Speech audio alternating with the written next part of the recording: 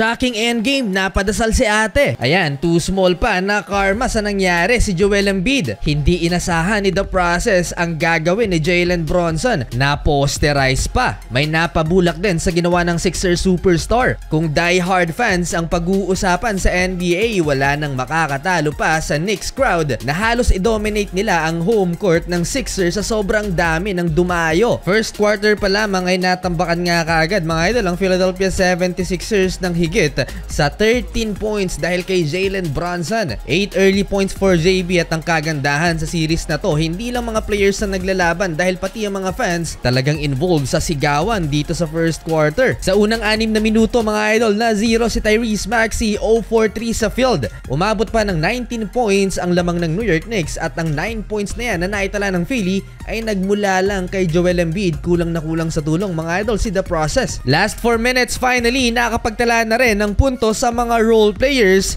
dahil nag-small ball lineup ang Philly mga idol, nilabas si Joel Embiid at dito nagkaroon ng run ng home team. Fast pace lang pala ang makakapagpaganda sa kanilang opensa. Well, umabot pa ng 22 points ang biggest lead ng New York Knicks bago na ibaba sa 14 points, 36-22 end of first quarter. Second quarter, parang fourth quarter ang nangyari mga idol. Na-choke malala ang New York Knicks sa quarter na to at nag-take over ang mga role players for Philly. Nagsimula ang lahat sa back-to-back 3-pointers ni Buddy Hield na ignite ang crowd. Nag-domino effect ang energy sa arena hanggang sa ginanahan na rin ng kanyang mga teammates. Natapyas ng natapyas ang lamang ng New York Knicks hanggang sa 5-minute mark, tatlo na lang, 41-38. Grabe, halimo si Buddy Hield mga idol sa quarter na to. Nagtala ng 17 points dito lang sa second frame at nagtala ng 5 3-pointers. Nagala Stephen Curry itong si Buddy Hield sa kanyang pag-take over sa home team.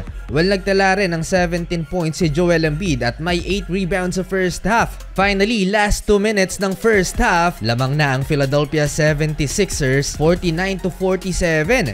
Nagmintis pa ng libreng slam dunk si OG Anunoby natapos mga idol ang first half 54-51, Sixers up by 3. Para sa New York Knicks, 28 combined points ang Villanova teammates at 2-time NCAA champion na si Donte DiVincenzo and Jalen Brunson.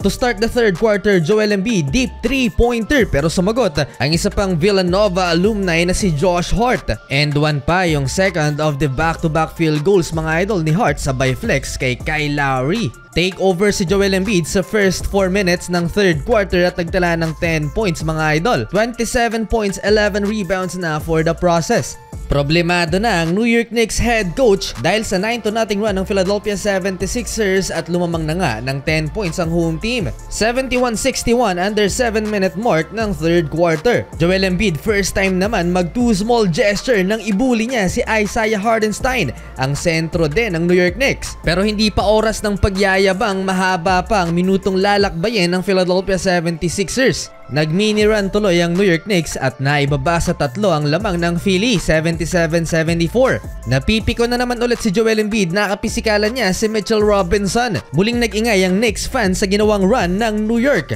Napakagandang cut ni Donte DiVincenzo for 200 slam dunk. At sa tres na to ni OG Anunoby na itabla ng New York ang laban sa 83, end of third quarter. Instant yata ang karma kay Joel Embiid. Well, fourth quarter muling nakuha ng New York Knicks ang kalamangan dahil sa 3-pointer na to ni OG Anunoby, 86-83. May counter naman kaagad si Kelly Oubre Jr., 3-pointer tie game. Tabla lamang lang ang nangyari sa first 3 minutes ng fourth quarter. Gantihan pa sa magkasunod na possession si Tyrese Maxey at Donte DiVincenzo. May 8 minutes pa sa orasan, marami pa ang pwedeng mangyari lamang ang New York ng 4. Tinawagan pa ng fan na to ng timeout ng Sixers. Muling nabuhay si Buddy Hield, big time 3-pointer for Philly. And under 7 minutes remaining, Joel Embiid, another basket tied at 95.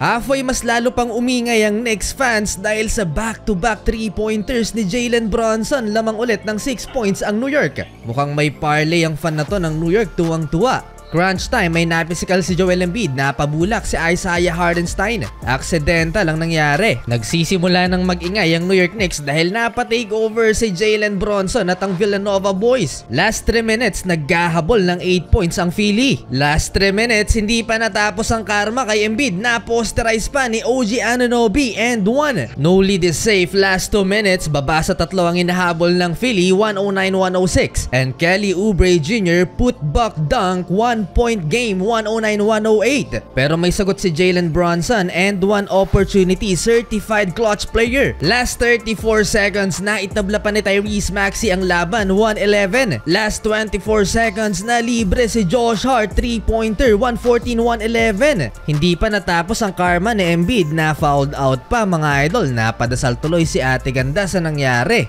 Foul game mga idol, under 24 seconds sa game clock at sa huli panalo ang New York Knicks.